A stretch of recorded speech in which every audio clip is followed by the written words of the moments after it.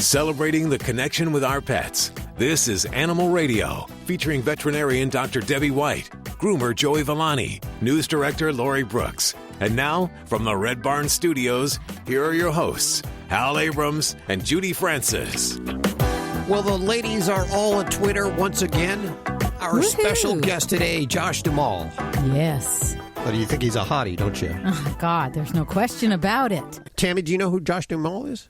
I do, yes. You think he's a hottie? I'm not salivating quite as much here as Judy, but yeah, he do. He likes the animals. Here, check out this. See, he's gotten better looking right there.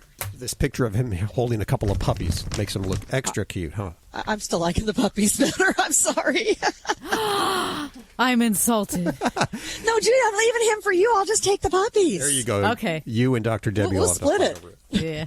Also on the show today, Judith Guth, is that it? Yes, Judy it is. Guth. Mm-hmm. She is a landlord. We talked about this last week. She's a landlord in Los Angeles, and she will only rent to you if you have an animal, which is great. Oh, that's cool. Quite the opposite of what we normally hear.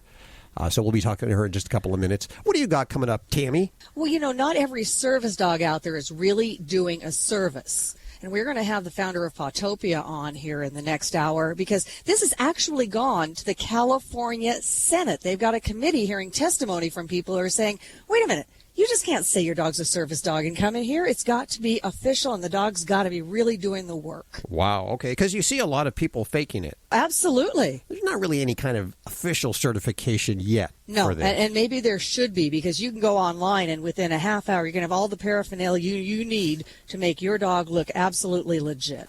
Which half an hour only takes 5 minutes. Yeah. If you're really fast, yeah. And that, of course, will gain you access to restaurants and flights and hotels with your animal. And, of course... And discounts, all kinds of stuff. While it isn't illegal, it's unethical. And we'll be talking to a lady who's done a little bit of research on that in just a couple of minutes right here on Animal Radio. Let's see. Oh, it's just an amazing show right there. It's packed full. Let's talk to you right now. How about that? Hey, Jim. Hello. Hey, where are you calling from? Bethel, PA. Bethel, PA, listening on WEEU, I imagine. What's going on? I'm calling about my poodles. Now, somebody from Hamburg called a couple of weeks ago, and he was saying about his dog had a similar problem. But now, my wife, I took him to 2 vets already. They gave me stuff to put in, and it doesn't take it away. What's the problem? His ear is infected. Okay. And they don't clean them out. Now, every time I went to it, I had ear problems since I've been born, and my doctors always cleaned my ear out and then put stuff in. But now my wife got stuff online, and I've been trying that. It's like a liquid, and I put it in his ears, and they said within 10 days it should be gone, but it doesn't. He still has it. And he also itches a lot. I'm not sure what it is. Okay, so with the ears, was it diagnosed as a specific type of infection, or were they just suspecting what it was? No, they just say he has infected ear. He has an infected ear. He had 2 of them. Now the liquid took the one vet gave took one of it away, and his one ear is good, but he had it in both ears, but the other one won't go away. And when I was a kid, now I had, like I said, I have ear problems all my life. I was going to try boric acid. Now I don't know if that's good for a dog then. Okay. Well, some great topics here, Jim. So ear infections can be chronic or a recurrent problem for many pets. It doesn't have to be in some situations. And for those situations, often I find that we don't get the most effective treatment. So we don't really diagnose specifically what we might have going on in the ear. So for an example, if we have a dog with a resistant bacterial infection, some medications may not be efficacious, and we're going to have to try different generation of medicine, or even combine an oral medicine along with it. So sometimes we just don't quite get the appropriate treatment for what's going on in the ear. In some cases, it really is that there's something else underlying. And in many cases, with many pets that have, especially if they have ear infections accompanied with itching or scratching or chewing on their body, we may be dealing with an underlying allergy, whether it's a food allergy or a seasonal allergy. And that just kind of primes the ears, makes them a little red, sore. The pet starts scratching, and then we get a secondary infection that sets up inside those ears. So there could be some different scenarios scenarios here for your pet, and I think we need a lot more information, or even getting a sample from those ears. Taking a look down in there with a scope would help a lot. So those kind of things. Now, you mentioned about cleaning the ears, and the truth is we do want to clean a dog's ears to get the most helpful treatment. So if we got a bunch of hair, we got a bunch of crudue in the ear, just putting an ointment in is not going to do us a whole lot of good. The challenge is that a dog's ear canal is very different than a human one. So if you take a Q-tip, you can pop it through your eardrum and ring your bell. For a dog, their ear canal is shaped kind of like an L. So there's a vertical part that goes down, and then once it gets into the base of the skull, it turns and goes horizontally. So it really is shaped like an L. So it's impossible with a pet awake to really fully clean down to those deepest parts of the ear. Sometimes we can work on it, and gradually with time, we might get some good cleaning done at home. But in some cases, if those ears are really bad, a pet may warrant an anesthetic ear flush. So again, I don't know where your pet fits into things, but if there's a bunch of crudue in there and the vet says, man, I can't see down to the eardrum, there's just so much stuff in there, an anesthetic flush can actually be one of the best ways to get your pet off on the right foot so that you can most effectively treat at home. So that might be an important question to ask your vet. Now, as far as medications, there's oodles of different medicines. So there's ointments, there's liquids, there's all sorts of different gels that we might apply in the ear depending on what kind of infection there is. So for me, I like to take a sample, a little swab, look under the microscope. I'm a nerd that way. But we call that cytology. And that helps to define what kind of population. Are there yeast? Are there bacteria? What medicine is going to be our best arsenal for this? And based on that, I will often pick what kind of ear wash or an irrigation solution that we might use. So there's some really good veterinary products that I can recommend based upon what kind of ear infection we have going on. Sometimes we might want something that's a little bit more geared towards the yeast infection, sometimes more towards a bacterial infection, sometimes just a general cleansing agent. So that my preference would be typically is to go with a good, already prepared veterinary ear wash. Those are pH balanced. They tend to be the least irritating to the ears and the best confidence that's going to do what you want to do.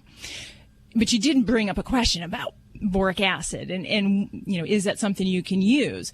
A lot of the different veterinary ear washes may contain boric acid or acetic acid or malacetic acid. And the whole idea is these are types of acids which are used in the ear to decrease the pH in the ear, and it makes it an unfavorable environment for bacteria and yeast to grow.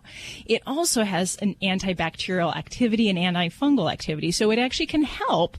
Doesn't replace some of these other therapies, but it can help to treat ear infections. So I personally, like I said, I prefer a prepared balanced veterinary ear wash. But if I do have someone who says, I just want to make something on my own, doc, can you tell me what I can do to make a homemade ear wash? And there certainly are. So I usually will use a preparation of 25% of vinegar, white vinegar. And I'll use that with, Okay. So 1/4 to 3/4 of water. And then... Okay. And then as far as the challenge is figuring out the proportion and the volume you're using. So if we're using, say, like a 16-ounce bottle that you're mixing up, we can add boric acid. And generally the best way to do is add in the powder form. And we add about 2 teaspoons of boric acid to that. So the goal is we don't really want the acetic acid or the boric acid to exceed 2%. So if we do, and I've had some people that say, oh, I just take alcohol and I take vinegar and I pour it in my dog's ear. Ow, that's going to hurt.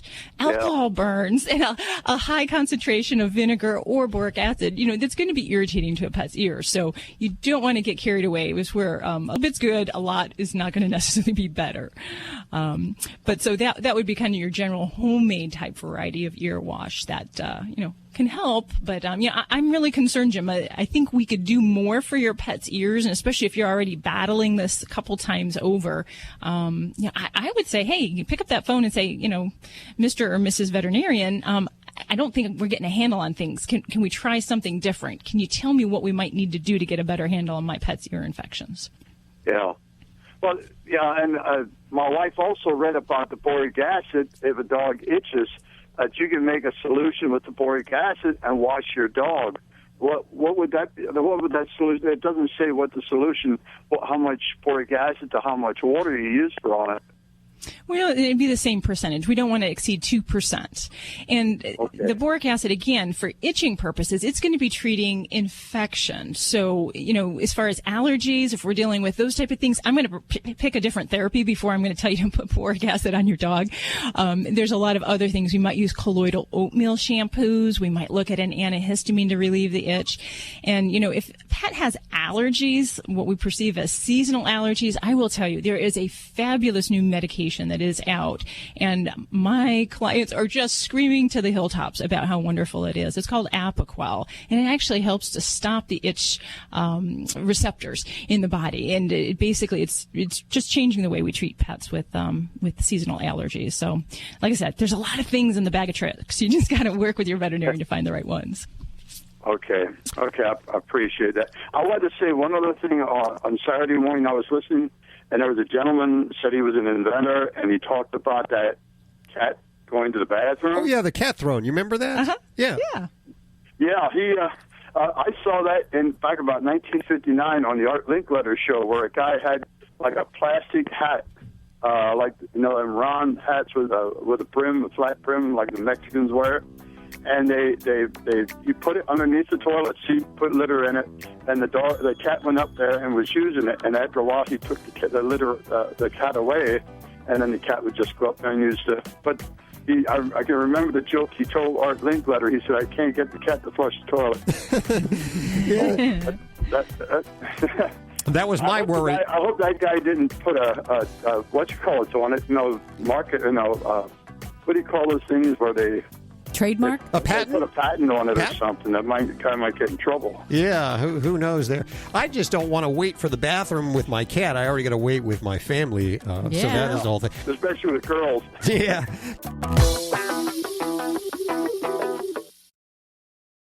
With MedGuard Alert, you're never alone. You can connect with medical professionals anywhere, anytime. And now MedGuard is introducing our exclusive new Care Watch. If you need help quickly, use it from anywhere to contact medical professionals. No cell phone required. The Care Watch is not only a life-saving medical alert device, it's a revolutionary health monitoring system that checks your blood pressure, heart rate, oxygen saturation, and much more. And here's the best part. If you have Medicaid, you may qualify to get your Care Watch for free. The Care Watch is only available through MedGuard Alert. Call us right now. We have monitoring programs starting as low as $1 a day. The call is free, activation is free, shipping is free, and no contract is required. Remember, with Medicaid, you may qualify to get your Care Watch for free. Call us to get your Care Watch right now. 800-451-4807. 800-451-4807. 800-451-4807. That's 800-451-4807. Hi, this is Jamie Farr, and you're listening to the Animal Radio Network. And remember to spay and neuter your pets. You're listening to Animal Radio. If you missed any part of today's show, visit us at animalradio.com or download the Animal Radio app for iPhone and Android. Thanks for joining us today. How lazy are you? Are you as lazy as me? I'm pretty lazy, but I am definitely not as lazy as Tyler Smith. He's a 23-year-old of Greenville, South Carolina.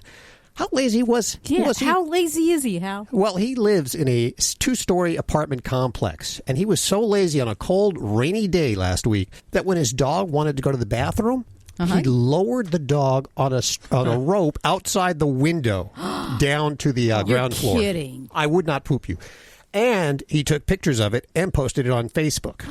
Now he's in trouble because he actually violated a city animal ordinance. So he'll be going to court for that. What's that ordinance? Well, what's that? What's that law? You know, it doesn't. That's what I'd like to know. Doesn't say it here. You can't fly your dog out the window. I think that's dangerous. If you're too damn lazy to get off the couch and take your dog out for a poop, then perhaps you shouldn't have a dog. That's all I'm saying.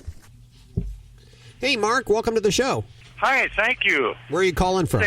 Well, I'm from South Dakota. What's going on? Well, we got our little girl, Joey. She'll be 7 years old in a couple of months, and she's a long-haired gray. Kitty. Pardon? I just wondered what kind of critter she was. She's a kitty cat. long-haired gray domestic, and lately she's been, fur balls come up once in a while, but lately she's not chewing her food up. We've got her on Purina indoor formula.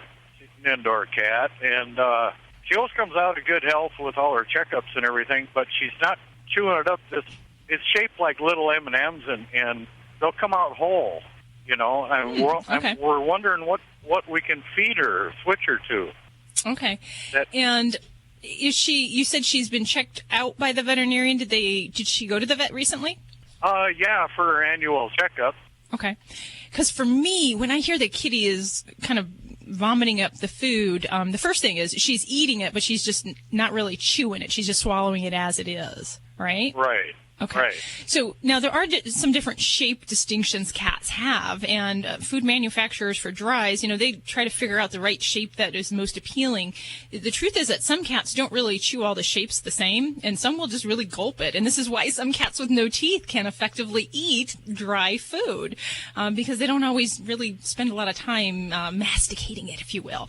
Sure. But if your kitty is vomiting, I'd say, this diet may not be a bad diet, but it certainly would be something I would consider changing. First of all, I guess the first thing I always start with a kitty that's vomiting a food is, it's reasonable to try a diet change, sometimes going towards more of a hypoallergenic variety, rather than just saying I'm going to brand B, C, or D down, the grocery aisle. So with that, I would see your veterinarian, make sure we have a good checkup. We might want to get some basic tests done, because in some cases, vomiting is really more than just about diet problems. It can be about something else kind of going on inside. So I wouldn't want to miss something of that magnitude and that importance. So that would be my little commercial to see your vet and have more done than just that physical exam, because as good as we are, we can't always tell everything by looking. So we do have to rely on those clues, those tests, if you will. But the other part of your question is, what can you feed? And there's actually a whole new thought in cat nutrition that's really going out there. And this is totally different than what we learned, 10, 20 years ago in vet school. I'm not really that old. I'm just saying, people. But the new mentality with cat nutrition is that we're actually looking at canned food as a good thing for a couple reasons. We know that it gives cats more opportunity to drink and take in more fluid. And most times, too many of the dry foods are really high in carbohydrates, and we really want a more protein-rich food with a lower carbohydrate content. And that sometimes the canned foods really fits that really well. And sometimes things like fiber really aren't going to be all that helpful, especially if we're having a constipation type problem in some kitties. So while the hairball formula sounds like a great idea, I think I would probably consider even going to a canned variety, something that has lower fiber, higher in protein, lower in carbohydrates, and gives your kitty more opportunity to drink, and see how that goes. But really, I would definitely, if I had your baby here in front of me, I'd probably poke her with a needle, draw some blood, and maybe shoot an x-ray of her belly and making sure there's nothing really awry that shows up on there. And it is really interesting. The shape is such a big deal, and there's a lot of research these dry food companies do on that. But I've had cats and ferrets even, that the size or the shape of the food can be really what sells it to them or what doesn't. So sometimes, size and shape does matter. Oh. Thank you so much for your call, Mark. Hey, don't forget, you can get your fix of Animal Radio anytime you want with the Animal Radio app for iPhone and Android. Download it now. It's made possible by Fear-Free Pets, taking the pet out of petrified. Visit them at fearfreehappyhomes.com. You're listening to Animal Radio. Call the Dream Team now with the free Animal Radio app for iPhone and Android. Dogs or cats, horse or emu, animals are people too. I know this sounds crazy, but in the future, you might be searched by wasps at the airport. And I mean those little flying, stinging, bee-like insects. Hard to believe, but wasps can be trained to respond to the smell of explosives and drugs. They're cheaper than a dog to train, which can cost up to $15,000 for 6 months of training. How would it work? The wasps can be contained in a pipe-like device attached to a computer which would read their reactions to smells. They work for 48 hours and then they're turned loose to live out the remainder of their life, which is only about 2 to 3 weeks. It's only in the beginning stages, but this sting operation looks very promising. I'm Britt Savage for Animal Radio. Animals are people too. Animal Radio. Hi, this is Justin Silver from CBS's Dogs in the City here on Animal Radio, just reminding you to always stay and neuter your pets. Streaming TV is where it's at. It's not about cutting the cord anymore. That's old news. It's all about your customized TV options. With the best and cheapest high-speed internet and your own TV subscriptions, we've got your dream TV lineup. Between wired and satellite internet and TV, you now have tons of options. Save money and get more internet speed and better TV today by calling the Whole Home Connect. We scan your location and offer you the best TV and internet options. And we always have specials and promotions. So when you call, ask about that. Take 5 minutes of your time. Make this free call now and learn how to save money and get better internet and TV for your home anywhere in the U.S. Make this simple and free call now. 800-617-5145. 800-617-5145. 800-617-5145. That's 800-617-5145. This is an Animal Radio News Update. I'm Tammy Trujillo. Guide dog advocates in California say there is a growing problem with people dressing up their pets as fake service dogs so they can take them places where the animals would otherwise not be allowed. A Senate committee recently heard testimony from organizations for the disabled and from business groups who want lawmakers to deal with this. It turns out pretty easy to go online and purchase service dog harnesses, badges, and vests. And there's at least one online company that allows anybody to register any dog as a service animal and get an ID card with a photo for that pet. Well, we all know that vet bills, they can be absolutely enormous. Sometimes cash-strapped pet owners have to make a decision between euthanasia and trying to pay the bill. Sometimes there's just not a lot of choice here. Quick check of the internet might offer a big solution here.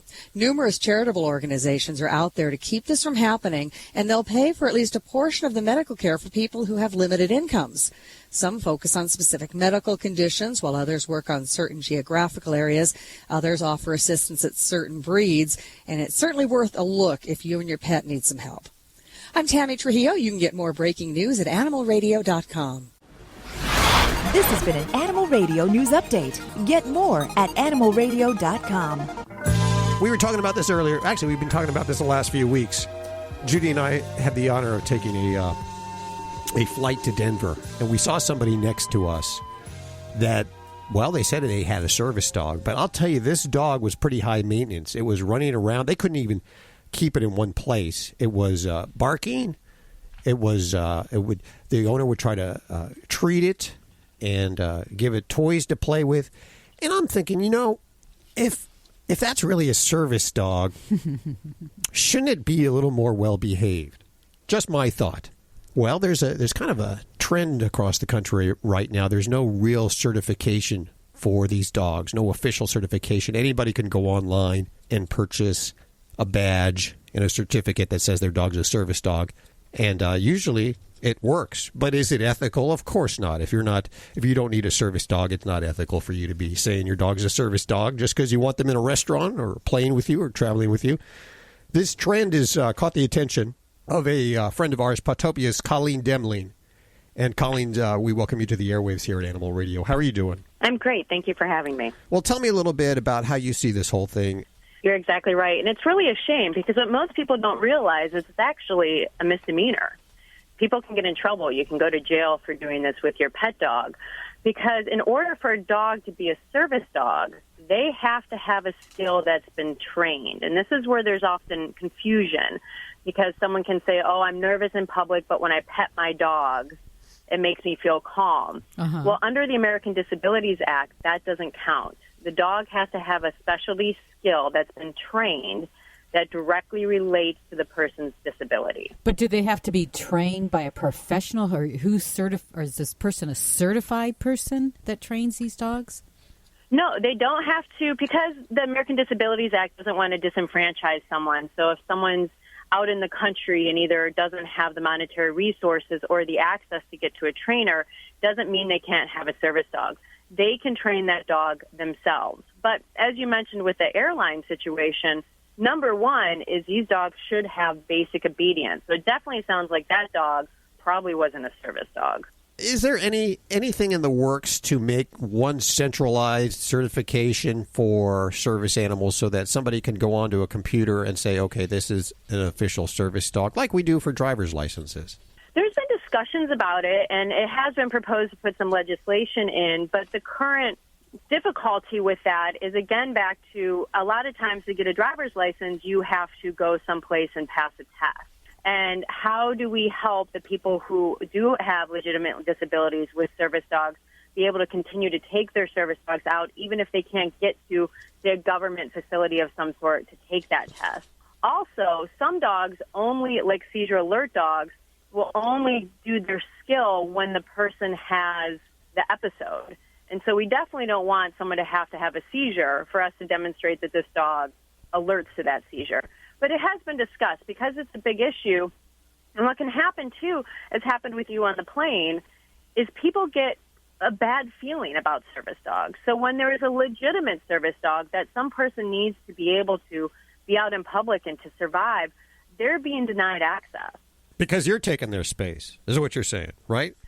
Well, because the person with the fake service dog is taking their space, but also because store owners or restaurant owners have had bad experiences with fake service dogs, so they're less likely to allow real service dogs in their facility. Yeah, but it's a very fragile line that they walk. Should they deny somebody that happens to have it? Well, it's, I believe, a $10,000 fine from the Disabilities Act. Is that correct? That is correct. That's why they don't like to call out people on it. Yeah, they don't want to even question them. Right. Sure. Because they don't want to get in trouble. I saw a family with a big black lab in Walmart on a long leash, and the dog was running around the aisles and everything. Not a service dog. No, they had a service vest on it, and I thought, that's not a service dog. It is not. He was and getting that's into everything. That's a shame is, and what these people should realize is it's a misdemeanor, and in some states it's a federal offense. So it's something to be taken seriously. It's something that is being cracked down on. It's getting a lot of press. You guys have been talking about it. And so it's not just, let me take my dog to a restaurant. You're really breaking a law.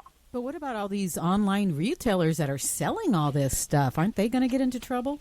They should. It's a shame because a lot of people get lured into thinking that it's legitimate because they've gone online, paid $80 for a vest. These companies will even send an ID tag that says it's a service dog, and send it to people who don't have service dogs. There's no vetting process. It's just a shame. It's people taking advantage of a law that's there to help the disabled.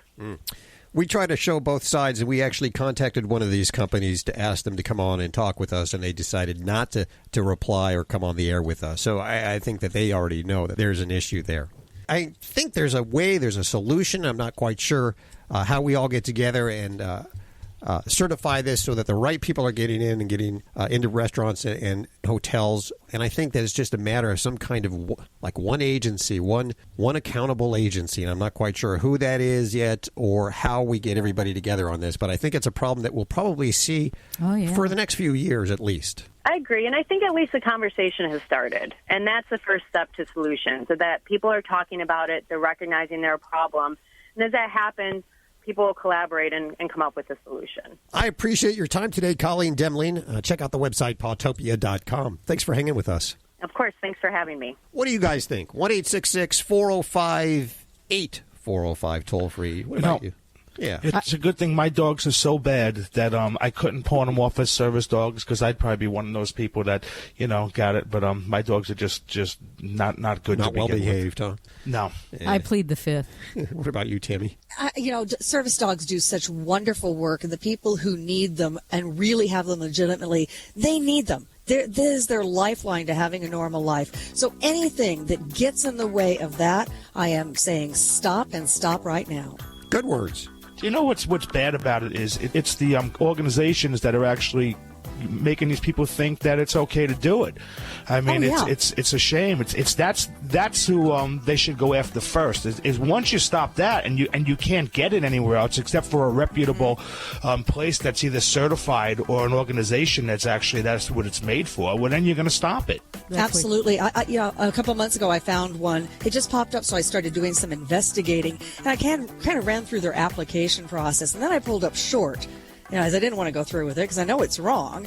But boy, oh boy, are they've continued to harass me on a weekly basis saying, come on, finish it up. Come on. So they're really pushy. Oh, wow. You're listening to Animal Radio. Call the Dream Team now with the free Animal Radio app for iPhone and Android.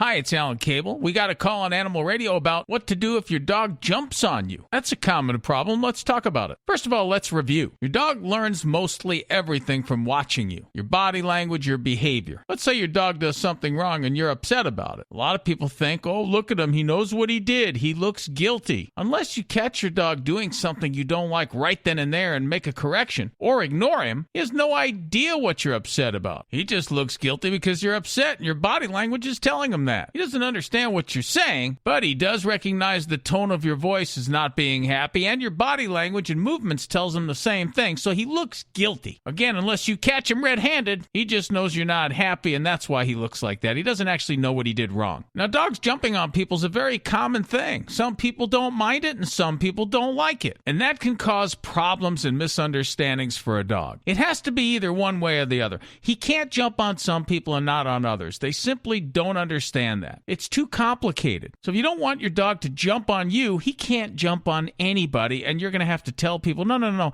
I don't want him to jump on you. It's okay, I don't mind. No. He's not allowed to jump on people. Some folks will come along and prod the dog to jump on them. Come on, boy, up.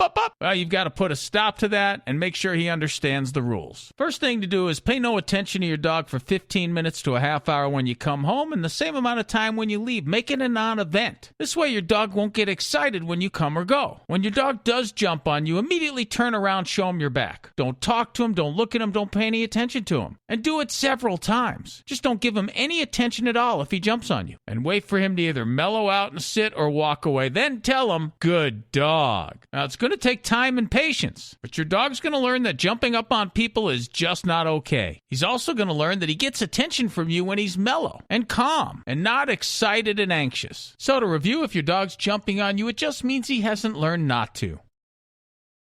I never really understood the value of having a good credit score until I started to make a few purchases recently. Then it hit me like a ton of bricks. Because my credit score was in the 600s. I was borderline getting denied on my new apartment. And guess what? My new car payment is about 30% more. Having bad credit can even affect your credit card rates. Having a good credit score is important to your financial future, and you can save a lot of money. Call the Credit Pros right now. In a free phone call, we can tell you exactly how to improve your credit score. Plus, learn about our 60-day satisfaction guarantee. If you're not happy after 60 days, we'll give you 2 months free. Make this free call right now for a free consultation and free credit review. 800-292-6156. 800-292-6156. 800-292-6156. That's 800-292-6156.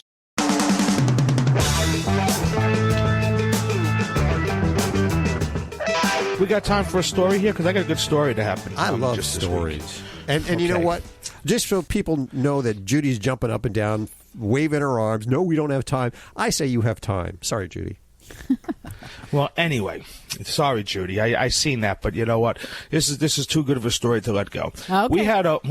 We had a customer, Edith Grossman, and I would actually every time I go back to New Jersey, I would groom Choo Choo, her Shih Tzu. Choo Choo and Choo Choo. Well, Choo Choo passed away. And she called me up. Of course, she was heartbroken, and she knew I was coming back from New Jersey. And she asked me, "Can I groom the dog?" And the dog was already dead because they were going to have a viewing. Wow. Now, I never groomed a dog for a viewing before. So I asked, I said, okay, because I didn't want to ask her too much because she was really upset. But I said, how do I go about this? She goes, well, the veterinary set up all the arrangements, and they're going to have it in this pet funeral home. So I called up the veterinarian, and I must have been bothering because I called a few times, left some messages, and I told him, who I was. I was calling for Mrs. Grossman. He got on the phone as soon as he heard that, and he was a little bit agitated because he was busy. And I said, she wants me to groom the dog. And he goes, how are you going to groom a dead dog? You can't groom a dead dog. And he goes, I have no time for this. And he got off the phone. So, needless to say, I said, let me call I'll call the place that actually did the embalming and all that. So I do that, and he was like, yeah, sure, come on up. So I don't know if anyone has ever groomed a dead dog before. But you have. But it wasn't real easy, I have to tell you. It was very strange, but she was real happy. The dog looked good, and she actually sent me, believe it or not, pictures. It was just a strange request. I've never groomed a dog that had passed away, but it made her happy, and I guess that's what counts. Seems like it'd be easy because they wouldn't move. They would stay still for you. Well, you know what I was afraid of? I was afraid of breaking something. I didn't want a leg to come off or something. And believe it or not, it wasn't real stiff. I guess the embalming keeps it a little bit, but the whole thing was strange because, you can't manipulate a dog like you normally would. Remember that guy we had on who does that for a living? He stuffs your pets, just in case you want to have Fido sticking around forever in your living room. Let's head on over to John. Hey, John, how are you doing? Save us. I'm doing good, Howard. How's everybody there doing? Doing good. Great. What kind of animal do you got? You have an iguana or flamingo? No, I have some pugs. I have 3 pugs. Cool. I've heard of those, yeah. And one of them, she's starting to get up there. I think we found her. Somebody had just turned her loose to survive on her own, and my wife and I rescued her. Oh. We've had her for several years now, so we figure she's probably around 11 or 12 years old, and she's slowing down, not moving as quick as what she used to. And now, several years ago, I did have a Rottweiler who are famous for the hip dysplasia. And a vet at the time told me I could give him 1 or 2 of the 325 milligram aspirin. And yes, it did seem to help him quite a bit. Now, is there any problem with me, say, giving the small 81 milligram aspirin to my pug? Absolutely. And I'll tell you that the honest truth is that aspirin may be a wonder drug for people, but each and every dose of aspirin that you give to a dog creates microscopic bleeding in the stomach. Every single dose. So whether or not you see a problem, you never see a problem vomiting, loss of appetite, or change in the stools. I can guarantee you they've done research and shows that. So I do not advocate aspirin for dogs, and I certainly haven't in the last 15 years of practice. The reason is there are so many safer medications that are proven that can help with arthritic pain. So I would say throw the old idea of aspirin out the window for dogs, because you definitely can see problems. And the bad thing is that while it can cause some relief of pain, its effects on thinning the blood can last for a week. So I can tell you that in one situation, I had a pet who was in a lot of pain. The folks had given it aspirin, and I couldn't give him anything else to help that dog that could really take away that pain for at least a week. So you can really shortchange your pet's comfort if we go with aspirin. So I would certainly, there's some good things you can do, like glucosamine, fatty acids. Omega fatty acids are natural things that can help with arthritis. But if your pet's if your puggie's getting to that point where we need some more arthritic control, see your veterinarian for a good non-steroidal pain reliever. And that's honestly the best thing I can advise for you. Okay, now I have a separate question. Okay. On canine and their blood, how is their blood related to ours? Is it tight, the same as human blood types? Is say my dog needed a transfusion, how would that come out? Okay, well, good questions. And our blood is not compatible with dogs, so so a lot of folks have said, "Can I donate blood for my dog?" And no, you can't. But there are different blood groups, and there's about 12 different blood groups. But there's really in dogs, there's one group that's most significant when we're talking about blood transfusions. So that one group is, really the biggest thing that we'll look at. So we do type in cross-match dogs when we need to give them a blood transfusion. So I'd have to say most folks don't have their dog pre-tested. But it is certainly something that we're aware of if a pet's anemic or has been in an injury and, we get into something where we need a blood product. And cats too, they definitely have their blood groups as well. And so they have a couple different blood types as well that we, we watch for and we type them if they need a transfusion as well. Yeah, I drive a truck for a living, and that's just the question about the blood that's something I got to thinking about while I was just staring out the windshield here. You're a thinker, man. You think some heavy-duty stuff out there on the road.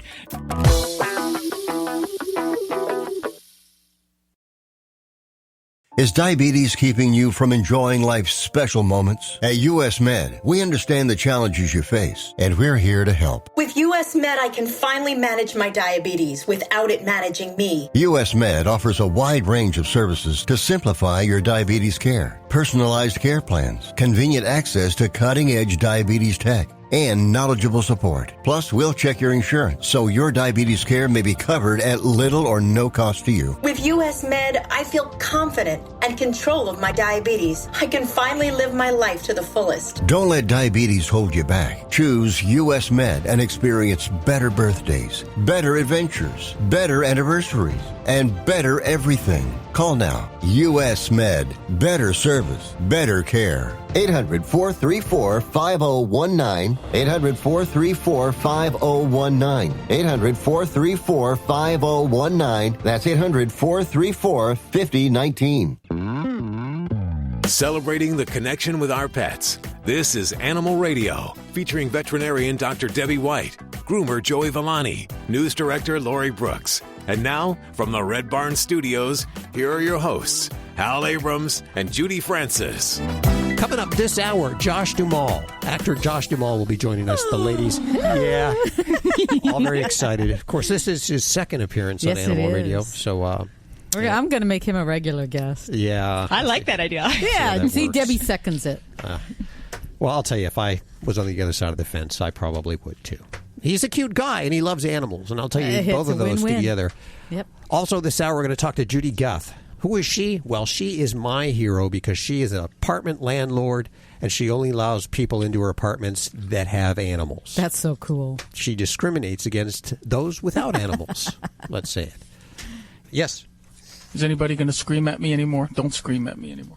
We're screaming at you. I see you're very upset. I don't want people screaming at me anymore. We're not going to scream at you anymore. I'm a delicate flower. I can't take Bad, Alan, down. No more screaming. What's this? Judy just handed me something about this guy who's got a tattoo, who tattooed his dog? Oh, is that really? Who tattooed his dog with a... Apparently he did this at the veterinarian's office while he was unconscious, so the veterinarian approved of this. The guy tattooed a heart on the side of the dog's arm that says Alex and me. Little arrow through the heart, just like you would have a mom tattoo. And I guess they shave the area so that the people can see the tattoo. What do you think about that, Dr. Debbie? You know what? I don't see the reason to make a mark like that on an animal. The problem that I've run into in other stories has been that animals have been awake or just lightly sedated after they've come home from a surgery when people have done at-home tattooing. And it really, it should be done with them under general anesthesia if you're doing any kind of tattooing. Oh, it turns out... Oh, okay. It turns out that the guy who tattooed the dog is the veterinarian. Did you read the bottom of the article? Interesting. No, I didn't know that. So are they going to say he's an artiste then? We'll have to find out more about that. Interesting article there. Hey, you want to go to the phones and answer some questions? Yeah. Okay. Go on to line 2. Oh, I know who this is. Hi, Elena. How are you doing? Good. How are you? Very good.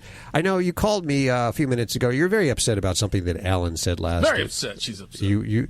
Last week we were talking about how long a dog's memory is and how smart they are. And I've always thought that really animals are smarter than humans. They can actually speak English, but because they're so smart, opt not to. I'm from the camp that they're very smart. But last week I know that, Alan, you mentioned something about their memory being pretty brief, like a couple of minutes. Well, I don't know what you're referring to. I know dogs have memory, and they just remember differently than people do. And there's very little research on dog memory, but they remember, they associate. So if somebody was cruel to a dog, let's say hit a dog with a broom, every time someone lifted a broom, the dog would remember that event. But as far as like naughty behavior, pooping in the house, things like that. It depends on the dog. Each dog is different. Some dogs aren't going to remember that they pooped in the house, and some dogs are, and some dogs are just going to associate the poop with you being upset, not knowing that they did it. Every dog is different, but yes, dogs do have memory. Yeah. They do remember things. How smart but not are the they? way dogs don't remember spatially like people do. In other words, Einstein once said, Hal, that if you give Hal a pound of bacon, an hour's going to seem like a minute. But if you give Hal a pile of spinach, a minute's going to seem like an hour. And see, dogs don't do that. They don't do that spatial thing. So, Alina, what was your main complaint? Well, my main complaint is this gentleman, Alan, is speaking out of his own opinion. And that's what a lot of humans do. They write books on their own personal opinion or what their small research has done. As far as I'm concerned, he's speaking out of his because that's not the case. Dogs now, why do we name? Let me ask you a question. Why must we name call? Okay, why do we have to name call? I have a good heart. I love dogs. Okay, you assume I'm. So let's just you talk to me like I'm your enemy. Oh no! If I agreed with you, you'd love me. Agree with what? Agree with what? That I love dogs. And dogs you don't have to. You don't have to agree with me. You just have to stop yelling at me. Let's have an intelligent conversation. That's what I'm saying because I listened to you while you had the floor. You're yelling at me. Listen to me. You're yelling at me. You're yelling at me. Dogs actually have what you call an unconsciously sensitivity to the future. Like if someone's coming to your door, pay attention to your pet. Your pet will know that someone's going to be arriving even 15 to 20 to 30 minutes before they get there. They have what you call, it's like almost like a precognition energy where they can see what's going to happen. If you pay attention, that's an amazing talent for a pet to have.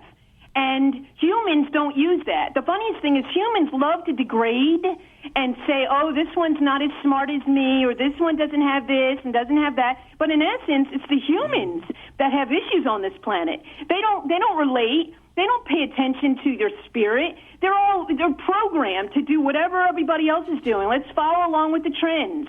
Animals, which you're speaking specifically of dogs, they don't. They follow their instincts. So basically, yes, if someone picks a broom up to hit them, their instinct is, oh my God, this person's going to, this owner or someone's going to hit me and hurt me. Whereas someone else picks up a bat for a human, they might say, oh yeah, you think you're going to hit me with that? And then boom, they get hit. So the intelligence of a human cannot even compare to a dog, cannot compare to most of the species on this planet. But they always like to create this superiority complex of who they are, and they're better than. And I know more than you know, so I'm going to write a book and tell everybody that a dog is less intelligent than I am. Newsflash. I never said that. Not true. I never said that. You know what? Can I wanted to just chime in because she brought up some really... Firstly, Alan, I love people. I love people. No, not when Alan's talking. You can't say anything. Just let him get it out of the way. Okay. I love people. I love dogs. I don't degrade people, and I don't degrade dogs. I have no ego where dog behavior is concerned. My whole goal is to create happiness between a dog and a dog owner. I don't know any more than you. I just know what I've observed with many, many dogs, and I've helped many, many people and their dogs. And did you write a book on this, Alan? Of course not. I don't write books. Okay, so I help people. Did you get paid for doing this somehow? No, I help people for free, actually, because I care about the dog. There's no money exchange in your knowledge. No, there's no money exchange when I help. That I grant you a little applause for, but in essence, you said yesterday they have a 2-year-old mentality. That's their mentality. Well, humans are trained, and some of them can't comprehend anything. You tell them their name, how do you spell it? Yeah, Helen with an A. Oh, how do you spell that? You know how many times I come across human beings and I'm like, are you even trying to evolve as a spirit? So as far as I'm concerned, I get offended by this because I pay very close attention to my dogs, and I'm enamored by the way they understand things because I give them so much love and attention. I treat them like an equal, which most people would never, maybe they would think, oh, that's crazy. Treat them like an equal, and they actually love and respect me. And that's the way human beings should treat other human beings, and then maybe we'd have more happiness on the planet. That's my opinion. Dr. Debbie, you wanted to mention something. I just wanted to make a point that she actually raised a point of dogs are far more perceptive when we talk about senses. So when we look at senses, yes, they possess greater sensory ability than we can. That is well known. They can hear things, they can smell things, they can sense energies that we cannot. But is that intelligence in the definition of what we talk about when we talk about humans? It's not the same thing in that it's not a measure of an intelligence. It's a measure of greater awareness and greater sensory capabilities. But I think we're kind of getting to the definition of what is intelligence. And I think that's kind of where these guys are different. Look, there's some really smart dogs. I'm not any smarter than anybody. I'm not very smart at all. And I'm not superior to a dog. Dogs are just different than we are. Every animal is different from a dog. Everything is different. So, with a dog, when I say that a dog has a 2-year intelligence level, what I mean is, a dog can't do math. A dog doesn't understand science. A dog doesn't fly to another planet. That's all I'm saying. And I think he doesn't fly to another planet. No, he doesn't create a ship that goes to another planet or build an airliner and things like that. That's all I'm saying. Neither does the majority of humans. Well, that's true. But the majority of humans can learn things that a dog just can't. That's not to say they're superior. In other words, like when I'll test a dog and how smart he is, what I'll do is the coffee can test is what I call it. And all I do is I take a piece of food or a treat and I put it in a coffee can right in front of the dog's face. Now, some dogs will forget the food is there almost immediately, like a beagle or a basset hound. They just walk away. They don't even remember or that the food is there because they can't see it. Out of sight, out of mind. Take a lab and you do that, and he just takes his paw, knocks the can over, and gets the treat. Do you want to know why? Do you want to know why? The funniest thing is you look at that as them being not intelligent and saying, oh, they forgot it was in the can. I have a basset hound, which is hilarious that you say that. But I'm going to knock it off the course here. When they actually do that, they're walking away saying, what do you think, I'm an idiot? If you're going to give me food, give me food. Don't give me food in can, so I have to pick the lid off. And all here's my question to you. Maybe their intelligence goes a little beyond that and says, are you kidding me? Are you kidding me? This is how you're going to treat me? Like I'm some kind of little clown? I mean, here's my question. Bottom line is I believe, and you might not believe this, and nobody in that radio station might not believe this, but everything that walks around on this planet has a spirit living within it. And that spirit, the only difference between us and them is the body that it encompasses. That's what the difference is. And people who judge and don't think positive about this, that's where they're living. They're missing out on life because the most of the creatures, species, other than humans, bring so much love and great feeling to the universe. It's beautiful. And fair. That's fair. And say, oh, let's judge them and let's make them think that they're not as smart or they don't get it. Well, maybe it's the owners. Think about the owners and how they're treating the pet. Because my pets don't soil the house. They get everything. They understand everything. You're right. The owners are usually the problem when it comes to dogs. But I don't know what dogs think. I don't know what your basset hound thinks. I have no idea. So well, I don't know how you do. But I do because I pay attention. I don't know how you do. And I'm aware and I'm conscious. And that's the thing that people need to start understanding, human beings, is start to connect more. Start to stop not judging so much the other species around us and trying to make them feel that they're inferior to us. Maybe make them on the same plane as you, and you will enjoy and love your life, and your life will just blossom because those creatures were created by God. And I'm not going to get religious, but I'm being honest with you. And he put them here to balance out the human mind because he knew that humans were going to be negative about everything, chastise everything around them. And you better be careful in the next life. You might be a dog. Do you travel with your dog? Of course. My pets are part of our family. Me too. I take Daisy with me everywhere. Right, Daisy? So how do you find out what hotels welcome your dog? I read Fido Friendly, the travel and lifestyle magazine for you and your dog. Sounds perfect for planning our next vacation. Right, Daisy? It is. Their motto is leave no dog behind, and they have great hotel and destination reviews. Where can I find the magazine? Go online to FidoFriendly.com. I will for sure. Come on, Daisy. We're off to find our next adventure. Hi, Randy Travis here, and you're listening to Animal Radio. Live at the Red Barn Studios, you're listening to Animal Radio. Here's Hal and Judy. We go to Doris. Hi, Doris. Hi. Where are you calling from today? I'm calling from Reading, Pennsylvania. Listening on WEEU. They have a lot of pet lovers out there. I'll tell you that right now. How can we help you? Okay, my cat, she scratches, and she's losing her fur. It's at the sides of her, at the back of her, and it's about the size of my hand. And I'm trying to figure out why she's losing all this fur. Okay. Is you're witnessing her chewing it out, or it's just falling out on its own? Well, when she washes, she sort of like gets in there and like chews, I guess you'd say. Okay.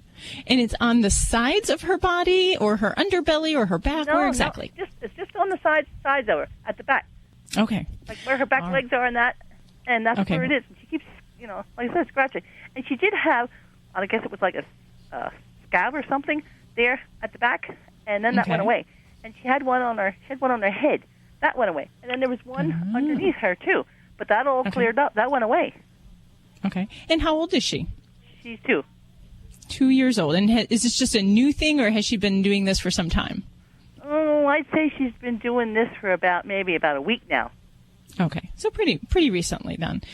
So, I mean, as far as with having sores and hair loss kind of in multiple areas of the body, the challenging thing with kitties is there's a lot of things that cause them to itch. And we kind of go through this, what we call a differential list of what can be the most likely thing that could be causing the itch in a particular cat. So in some areas of the country where we have fleas, that is even a year-round concern that we can still have problems with flea allergy dermatitis. So for me, that's always the first thing that I tackle on the list of how do we address itching, especially itching cats. So using an oral product that does a quick kill for fleas, as well as using a topical is one of the ways that I will start off. In many cases, we can even have problems like microscopic parasites or skin mites, and there are a variety of different kinds that cats can have. A trip to your vet would be one of the things that we can help to figure that out, where we do not just an examination, but we actually take some samples and look under the microscope and look for these little scaly fellas running around. And if so, then some of the different topical medications might be useful to treat mites. So that's kind of another direction. And I will tell you that cats, when they have allergies or food allergies, they can have skin sores, itching, and problems all over their body, and it can really drive them quite crazy. So we always look at the potential for allergies, and it's a little harder to prove. So we try to eliminate some of these other things like the parasite-driven problems before we get to the diagnosis of allergies. But often in a kitty that's itching, I will pull out some different remedies if we suspect it could be allergies. And sometimes we'll start with just putting an Elizabethan collar on, to really see if when we put this cone on your kitty's head, what happens to the skin. If kitty can't get to this area and the hair grows back and it's better, then we know that we have a very strong component of self-trauma associated with that. If that hair doesn't grow back on its own, we could have something else systemic that's going on, and meaning that there can be internal problems that can cause skin disease. So hormone disorders, liver problems, kind of all sorts of gamuts of different things internally. I've even had a cat that had bladder stones that overgroomed itself on its flanks, and it was a way that the cat manifested pain. So some of these things, while there are some remedies we might talk about, you really just cannot get past a good veterinary consultation to decide what direction we want to go. But for allergies in kitties, there's a lot of ways we'll go. Things like steroids, prednisone. There's a drug called cyclosporine, which is now FDA approved for cats in a liquid formula, and it can be really helpful for cats if we're trying to avoid the bad side of steroid use, and still give them some good relief from the itch and the scratch that they get with allergies. I don't know, have you tried anything so far with this kitty or had her to the vet? No, I haven't tried anything. I I was going to see what you had to say, and then I'm going to call the vet tomorrow and see what they suggest I do. Yeah, and short of things like treating for fleas and things like oatmeal baths, that's kind of going to be the limited things that you can do at home without having some veterinary prescriptions or veterinary directions. So I would say that definitely you're going to need to at least get that starting point with the kitty. And have you had any new cats in the home or new pets? Nope, she's the only one. She is. She's the favorite baby then, huh? Gosh, yes. You're listening to Animal Radio. Call the Dream Team now with the free Animal Radio app for iPhone and Android.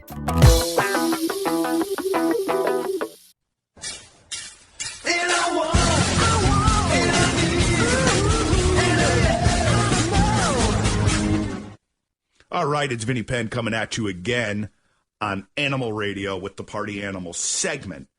I know a lot of you out there listening are pet lovers to like the 10th degree. And I've heard this story a million times before where somehow people wind up having the same hairdo as their pet. And I have seen funny photos on Jay Leno, not that I watch that show regularly or wherever, but I've never seen it live and in person until the other day. I was picking my son up at daycare in a neighborhood that I don't really go to. And I've heard the legend of this woman, and she was out walking her dog. And listen, the hairdo was so identical, it has to have been done on purpose. She has to be taking a picture of her dog. They even had like the same ribbon or whatever in their hair. She has to be going to her salon and saying, "Could you make me look like this?" To which the stylist must say, "Well, God already took care of the face." I mean, are you out there really doing this? Doing your hair like your dog's, or doing your dog's hair like yours? This is terrifying. This is a movement that need be stopped. As a matter of fact, why don't you inundate the Animal Radio, the General, or Hal Abrams inbox, as a matter of fact, with photos. Maybe we could start posting the ones who have a contest of sorts. And the prize could be therapy. Vinny Penn, Party Animal on Animal Radio. With MedGuard Alert, you're never alone. You can connect with medical professionals anywhere, anytime. And now MedGuard is introducing our exclusive new Care Watch. If you need help quickly, use it from anywhere to contact medical professionals. No cell phone required. The Care Watch is not only a life-saving medical alert device, it's a revolutionary health monitoring system that checks your blood pressure, heart rate, oxygen saturation, and much more. And here's the best part. If you have Medicaid, you may qualify to get your Care Watch for free. The Care Watch is only available through MedGuard Alert. Call us right now. We have monitoring programs starting as low as $1 a day. The call is free, activation is free, shipping is free, and no contract is required. Remember, with Medicaid, you may qualify to get your Care Watch for free. Call us to get your Care Watch right now. 800-451-4807. 800-451-4807. 800-451-4807. That's 800-451-4807. This is an Animal Radio News Update. And I'm Tammy Trujillo. Don't be surprised if the next time your cat gets an injection, it's in the tail. Now, we're all very used to the vet giving our kitties shots in the shoulder area. Recently, though, concerns have come up about treating rare but very potentially deadly injection site sarcomas, cancers. Some vets then shifted the site to the hind legs, since an amputation, if necessary, would be easier and more successful. Well, now, Dr. Julie Levy at the University of Florida is suggesting that a cat's tail might be an even better choice, since dealing with the tumor in the tail would be a whole lot simpler surgery. She did a study, and it showed that cats tolerated the injection pretty well. Well, some dog breeds, have that reputation of being aggressive. But researchers in the UK took a closer look recently at the situations under which dogs aggress. They checked with over 4,000 dog owners with a variety of breeds, and they logged reports of negative responses toward family members, around strangers in the home, and outside of the house. And about 3% reported aggression toward family members in certain circumstances, about 7% toward strangers coming into the house, and about 5% toward strangers off the property. And it also found that dogs from breeders were less aggressive than those gotten from pet shops and rescue groups. But I love the way the lead researcher in the study summed this up. She put a post in her blog, and she said, dog aggression has little to do with breed, so test the owner. Okay, this is kind of a brilliant idea. The call has gone out worldwide for knitters to make little pullovers for penguins in rehab. The Penguin Foundation says the little jumpers keep the rescued penguins warm, and it also stops them before they can be properly cleaned from trying to clean toxic oil off their beaks if they've been involved in some kind of an oil spill. The foundation is based at Phillip Island Nature Park in Victoria. That's near Melbourne, Australia. And it also distributes the little jumpers, these are so cute, to other wildlife rescue centers. I'm Tammy Trujillo. You can get more breaking news at animalradio.com. This has been an Animal Radio News Update. Get more at animalradio.com. This portion of Animal Radio is underwritten by Fear-Free Happy Homes. Don't forget you can get your fix of Animal Radio anytime you want with the Animal Radio app for iPhone and Android. Download it now. It's made possible by Fear-Free Happy Homes, helping your pets live their happiest, healthiest, fullest lives at home, at the vet, and everywhere in between. Visit them at fearfreehappyhomes.com. And thanks, Fear-Free, for underwriting Animal Radio.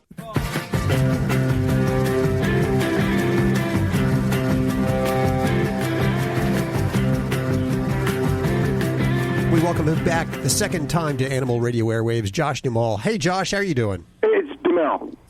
Huh? Duhamel. We just can't get it right. I knew that. What did I say? I'm just playing. You were, mispronouncing the last couple. Well, you know what I said last year. Duhamel. Do you remember what I said last year? I said Duhamel. Hey, it's been butchered my whole life. So whatever you call me, I'll answer to. Okay. How about just Josh? Yeah. Hey, that's fine too.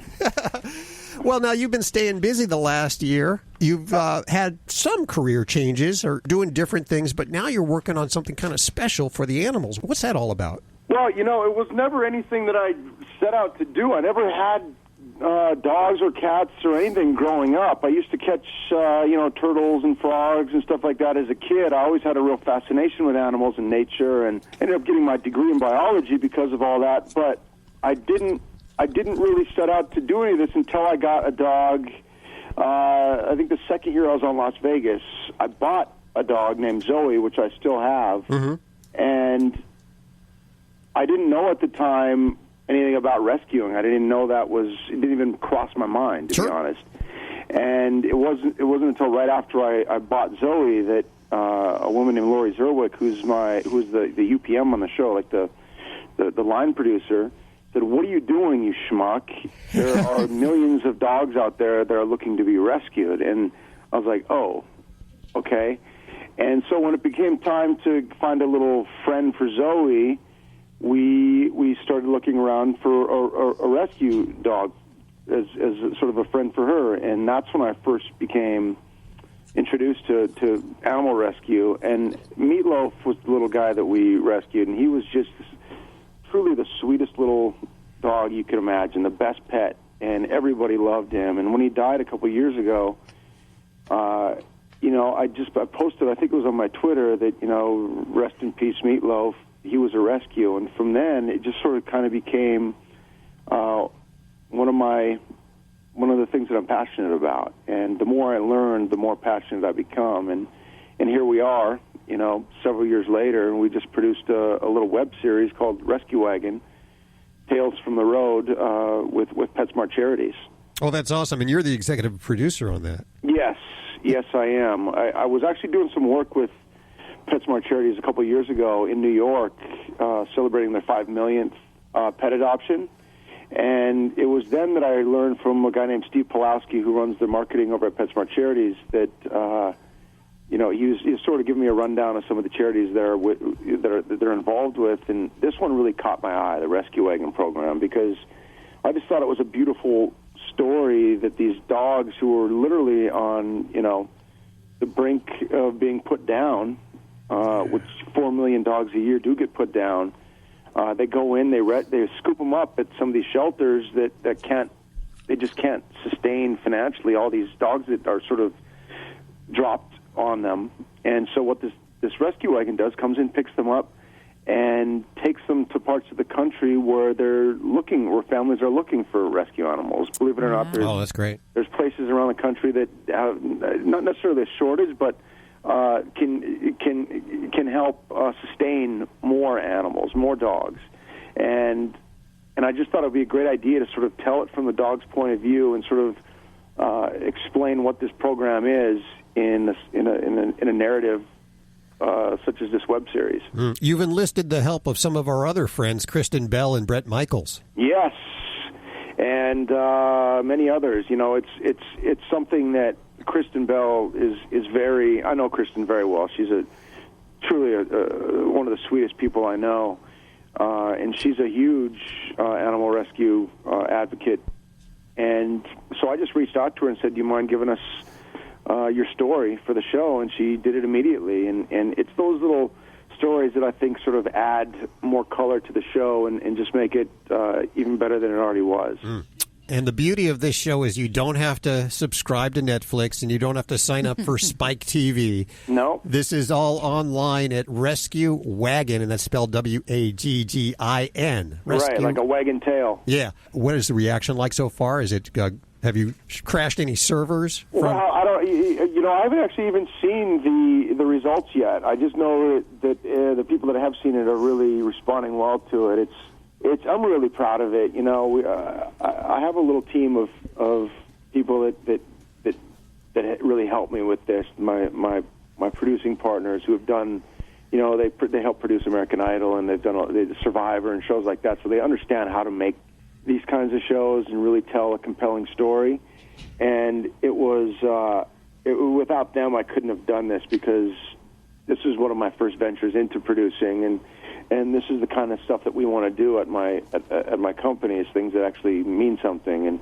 And so, you know, I like I said, I'm very proud of it, and I think that the show just keeps getting better and better. You know, we're still sort of finishing up the last couple episodes, but every time I watch it, it just keeps getting better, and it's exactly what we set out to do, is to, you know, show what the program is, advocate, you know, rescuing versus buying from a puppy mill or whatever, and just sort of telling the tales from the dog's point of view, and it's a beautiful thing. That's awesome. Well, I want to congratulate you and Fergie on your new addition, your two-legged addition to your family. Yes. And how does your dog get along with the baby? Oh, it's really funny how they... At first, Zoe really didn't want much to do with him because she just saw him as sort of running interference on her time. Sure. But now she sees him as a potential playmate and ball thrower, more specifically. And it's funny how she sort of has taken on kind of a protective role. You know, if he's laying there rolling around on his little spot, she kind of just sits there and watches him, patiently waiting for the day that she can, you know, enlist him as her ball thrower, because she will do it all day if she can get him to do it. That's awesome. Josh, before you go, I just wanted to say, you're going to think I'm a goon, but I swear to God, at least once a year, me and my wife sit down and watch Win a Day with Tad Hamilton, one of the best movies ever that not enough people have seen, and your facial expressions are incredible. Oh, thank you. I appreciate it. You know, that was the first movie I ever did. Wow. Love that movie. And it's just downhill from there, I guess. No, I don't think so. Until you came on Animal Radio. Yeah, now you're going up. This should be the pinnacle right here, Josh. That's right. Josh, thank you so much for hanging with us again. We're going to have to do it more often. Hey, I appreciate you guys taking the time. It's a great story, and I think that it's going to do a lot of good for animal rescue. So You're doing great work. Doing awesome work. Check it out. We'll put links over at the animalradio.com website. There you go. Josh Duhamel joining us. Hold on a second, Josh. There you go. You're listening to Animal Radio. If you missed any part of today's show, visit us at animalradio.com or download the Animal Radio app for iPhone and Android. Yeah, hold on one second. I'm just going to pull over so you don't hear the buzzing in the thing. Have you been driving? Yeah. We're in Vermont. I could lose you at any moment. But what is it you want me to say? Wendy Malick, Animal Radio, Spay and Neuter. So, hi, this is Wendy Malick. Okay, Listening to Animal I Radio. got it. Okay. Hi, this is Wendy Malick on the Animal Network, and don't forget to spay and neuter. Animal Radio. Oh, sorry. Hi, this is Wendy Malick on Animal Radio. And do not forget, spay and neuter. Streaming TV is where it's at. It's not about cutting the cord anymore. That's old news. It's all about your customized TV options. With the best and cheapest high-speed internet and your own TV subscriptions, we've got your dream TV lineup. Between wired and satellite internet and TV, you now have tons of options. Save money and get more internet speed and better TV today by calling the Whole Home Connect. We scan your location and offer you the best TV and internet options. And we always have specials and promotions. So when you call, ask about that. Take 5 minutes of your time. Make this free call now and learn how to save money and get better internet and TV for your home anywhere in the U.S. Make this simple and free call now. 800-617-5145. 800-617-5145. 800-617-5145. That's 800-617-5145. You're listening to Animal Radio. Here's Hal and Judy. I am so proud to have this next lady on the phone because she is a pioneer. She is a landlord, and one of the mandatory things that she has when you want to get an apartment at her complex is you got to have a pet. You got to have a pet. You heard me right. You may be going around looking for an apartment right now, and they say no pets allowed, no dogs allowed, is what they say. Yes. But not here. I welcome to the airwaves Judy Guth, and she's out of, I believe, Hollywood. Hi, Judy. How are you doing? Hello. I am Judy Guth, and I am a landlord, and I rent only for people because I discriminate pet owners. You only rent to pet owners because you discriminate. Yes. Yes. We love discrimination of this kind. I love that, yes. You know, I am doing it for the last 50 years. Really? My units are now 12 in North Hollywood, and only pet owners are welcome. I always check out the pets first. They have to be friendly and adopt for the orders. And they are welcome with any size with me. What if someone comes to you and they say, I'd love to live at this complex, but I don't have a pet? I say, I am sorry, it's no vacancy for you. Oh, no vacancy for no vacancy. Can she do that? Can you actually do that? Have you had like lawyers show up yet at your door? Is Gloria Allred right outside your window right now? I don't care. It has to be a pet owner. You know, I still see it in the newspapers. Small pets, no pets, cat maybe. Yeah. And I don't like it. They are the one who discriminate in the rental housing against pet owners. Ah, here. I love that. Now, let's say somebody moves in. They get a new carpet. Is that correct? Yes. The new prospective tenant, we prepare the apartment perfectly clean, and I put in new paddings and new carpets, but the tenant have to buy the carpet.